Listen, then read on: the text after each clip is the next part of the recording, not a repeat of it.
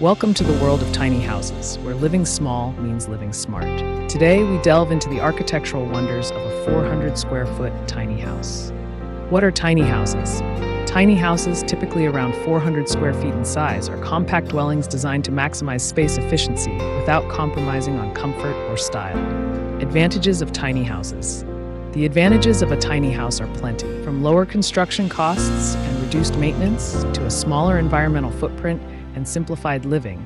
These cozy homes offer a minimalist lifestyle without sacrificing quality.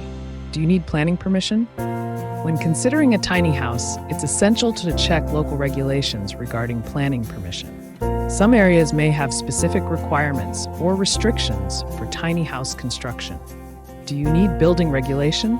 Building regulations vary by location, so it's crucial to ensure that your tiny house meets all necessary codes and standards